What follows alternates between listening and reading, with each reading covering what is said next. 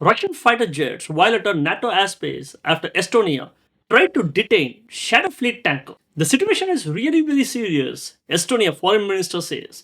Now let's deep dive into an AI podcast. You settle in thinking things might be quieting down a bit, and then wham, the Baltic Sea just explodes onto the scene. A really intense incident involving a Russian oil tanker and NATO. Absolutely. It's just a perfect, if worrying, example of how volatile things still are there. We've gone through the news reports, looked at the details of this confrontation and the wider context. Right. So today, we want to really dig into this. What does this specific event tell us about NATO-Russia tensions, especially, with all the sanctions in place? Exactly, because the details, it sounds like something out of a spy novel, doesn't it? You've got this sanctioned tanker seemingly ignoring everyone, a crew basically telling them to get lost, and then NATO jets scrambling after a Russian fighter. It really does have all those elements. So the big question for you, for me, for everyone listening is, was this just a one-off, a contained flare-up? Or is it a sign of something bigger brewing in the Baltic? Okay, let's get into it. Where'd this whole thing kick off? Well, the spark, the initial friction point, was an attempt by Estonia to board an oil tanker. Now, this ship, it was called the Jaguar, but had recently been renamed Argent. Bit confusing. It is. It had flown a Gabon flag, then switched to Guinea-Bissau. This all happened on a Tuesday afternoon, about 3:30 p.m. GMT. The location was near Nisar Island, just off the Estonian coast, near Tallinn. Okay, near Tallinn. And why did the Estonians want to board this ship specifically?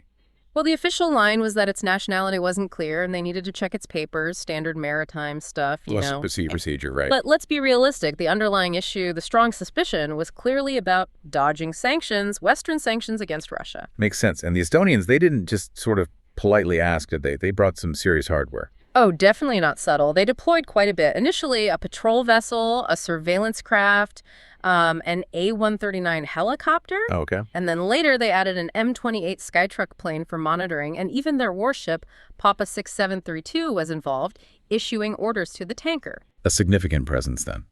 And the crew on this tanker, the Jaguar or Argent, what was their reaction to all this? Basically, total refusal. They wouldn't stop, wouldn't let anyone board. There are even reports of intercepted radio chatter. Oh, really? Like what? Apparently, a voice speaking Russian was heard, sort of mocking the Estonians, and another voice speaking Hindi mentioned something about a drone watching them. And all this time, the tanker's destination was set for Russian waters. Wow, okay. So pretty defiant. But then things escalated beyond just the ship, right? Russia got directly involved militarily. That's when it really ramped up, yes. Russia sent in a Su-35S fighter jet. And according to the reports, this jet actually flew into Estonian airspace. Whoa. And the Su-35S, that's not just any old plane, is it? No, absolutely not. It's one of their top-line fighters. Very advanced, very maneuverable. Sending that was a clear message. Back off, we're protecting this vessel. And violating airspace like that, that's bound to trigger a NATO response, which it did. It certainly did. NATO scrambled its own jets.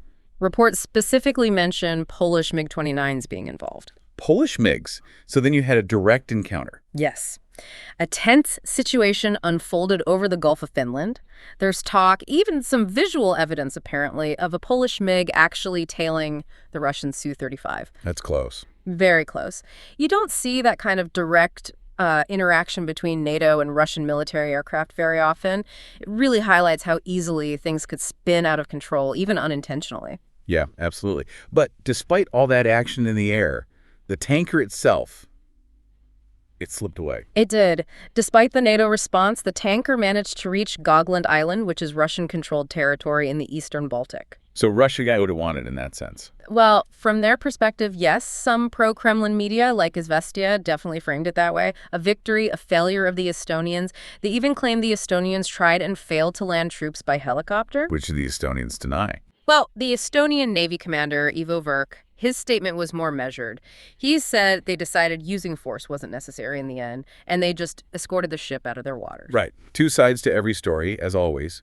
But the diplomatic fallout was pretty quick, wasn't it? Oh, immediate. Estonia summoned Russia's chargé d'affaires, that's Nar Salamulin, to lodge a formal protest about the Su-35 violating their airspace. Yeah, and the Estonian foreign minister. Margus Tsahkna. He condemned it strongly, called it a very serious and regrettable incident. And importantly, he used it to push again for tougher, faster sanctions on Russia. And the defense minister weighed in too, justifying the initial boarding attempt. Exactly. Hanno Pevkur, the defense minister, basically said, look, we have to protect our critical infrastructure. We can't just let unverified ships sail through our waters, potentially posing a threat. Standard security concerns. This whole incident, it feels like part of that bigger story we keep hearing about Russia's shadow fleet. Can you unpack that a bit?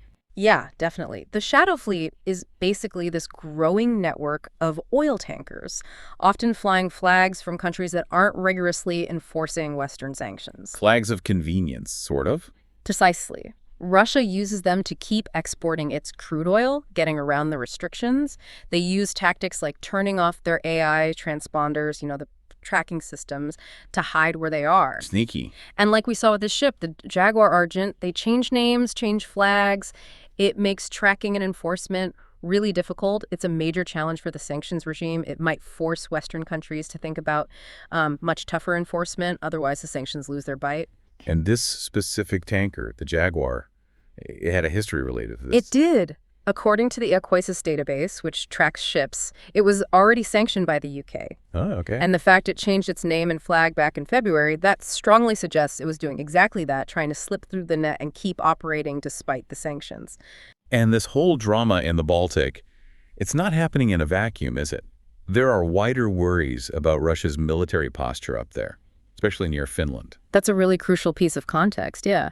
There's mounting evidence, including satellite images, showing Russia building up military infrastructure near the Finnish border, new barracks, aircraft shelters, things like that. Suggesting what? A long-term shift? It could be. Perhaps preparing for a more sustained period of tension with NATO on that northern flank.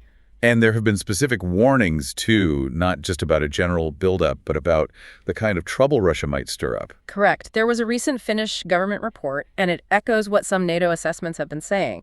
They're warning about the possibility of Russia launching limited regional attacks. Not necessarily a full-scale invasion, but something else. Exactly. The idea might be to create instability, test NATO's unity, particularly the Article 5 commitment. An attack on one is an attack on all without triggering an all-out war. Where might these attacks happen?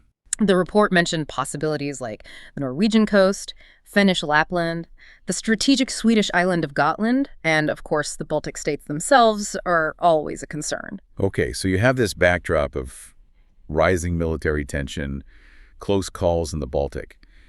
But weren't there supposed to be peace talks happening in Istanbul? Yes, there was some hope, or at least talk, about potential negotiations in Istanbul. Representatives from Russia and Ukraine were expected. But it fizzled out, really. Neither President Putin nor President Zelensky showed up. Zelensky had said before he'd only talk directly with Putin. And Putin sent a lower-level delegation, which kind of downgraded the whole thing. So what does that signal, that lack of top-level engagement? Is diplomacy completely dead in the water, or are things happening behind the scenes? It's hard to say for sure, but certainly the lack of high-level presence in Istanbul didn't exactly boost confidence. It caused quite a bit of confusion there. The Turkish foreign minister tried to put a positive spin on it, hoping it could be a new chapter, but without the main players. Well, it suggests neither side felt ready for serious talks at that moment. Even former President Trump commented on it from Doha, tying Putin's absence to his own lack of involvement somehow. Right. So let's try and pull these threads together. We've got the tanker incident, the military responses, the shadow fleet, the regional tensions, the stalled diplomacy. What are the main takeaways here? What should we be focusing on? Okay, I think there are three key things. First, this incident really rams home the increased risk, the very real danger of a direct military clash between NATO and Russia in the Baltic. Scrambling jets, tailing fighters, it shows how close things can get. Scary thought. What's second? Second, it proves Russia is determined and pretty creative in finding ways around Western sanctions. The Shadow Fleet is a prime example of that continuing effort. And third, it just reinforces the Baltic Sea's status as a major potential flashpoint. It's an area where NATO's unity, its resolve, is constantly being tested by these increasingly assertive Russian actions. So just to sum up for everyone listening, we saw Estonia try to intercept a tanker, possibly breaking sanctions. Russia responded aggressively, including violating airspace with a fighter jet. NATO jets scrambled, leading to a tense face-off in the air, all while Russia seems to be boosting its military nearby and peace talks are going nowhere fast. It's, a pretty worrying picture in the Baltic right now. It really is. The whole episode is a stark reminder of just how fragile the security situation is there. And, the implications ripple out far beyond the region. It affects international stability overall. Absolutely. So thinking about all this, the close calls, the military posturing, the potential for things to escalate further, what does this really tell us about where NATO-Russia relations might be heading? And maybe more pointedly, are the current sanctions actually working as intended? Or could there be other moves, other maneuvers happening beneath the surface that we aren't even seeing yet? Definitely leaves you with a lot to think about. What are the implications of Russia using a shadow fleet to bypass international oil sanctions? Commented. Thanks.